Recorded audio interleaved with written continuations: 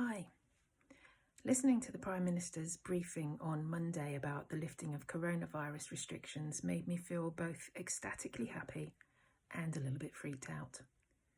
On a personal level, being able to sit at the bar in the pub and chat to my friends seems such a wonderful thing to be able to do again. To be able to get out of the house without panicking I don't have a mask, to be able to hang out for a cup of coffee after our Sunday services, to be able to sing in church again. All things that I've really been looking forward to do for such a long time. Yet, as a church leader, I still have a duty of care to my church family and my village family. I need to keep them safe, protect them. I don't want any of them to get seriously ill from the inevitable third wave of this virus. My mind has been so trained over the last 18 months to live with fear and anxiety. It's really hard to suddenly change that mindset.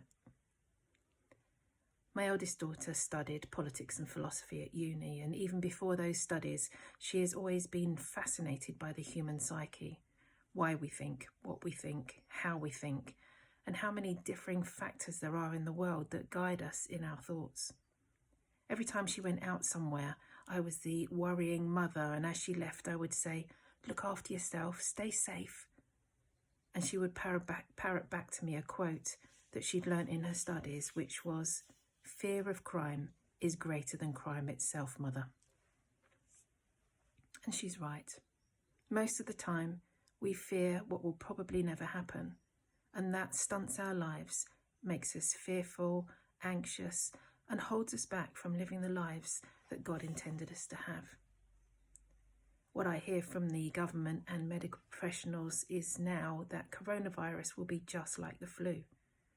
Some of us will continue to die from it, as do many people die from the flu each year. But as we're now all vaccinated, our chances of getting extremely ill or dying from this virus are small. Yet the media continue to feed our fear and anxiety. The main headline on the BBC, as I wrote this talk, says, "Cases could rise to 100,000 a day," says Sajid Javid. The second headline is from Keir Starmer. "Lifting all protections in one go is reckless."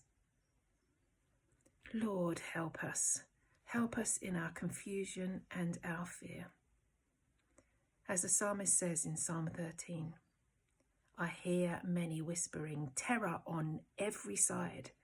They conspire against me and plot to take my life. But I trust in you, Lord. I say you are my God. My times are in your hands. Deliver me from the hands of my enemies, from those who pursue me.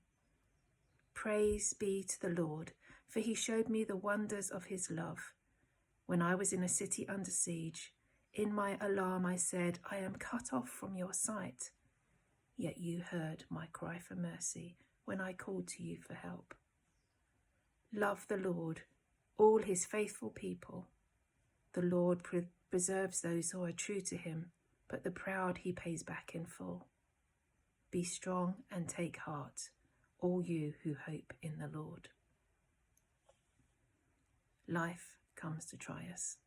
Fear and anxiety come to steal our joy.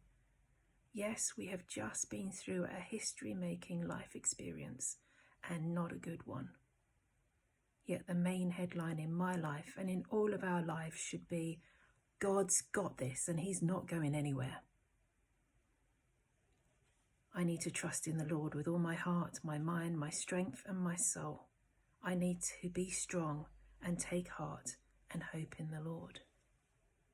And my prayer is that you will be able to as well, because fear of crime is greater than crime itself. We shouldn't have to live in fear. We don't have to live in fear. Our times are in God's hands. He will deliver us from the hands of our enemies, from those who pursue us. He hears our cries for mercy. Be strong and take heart, all you who hope in the Lord. Amen.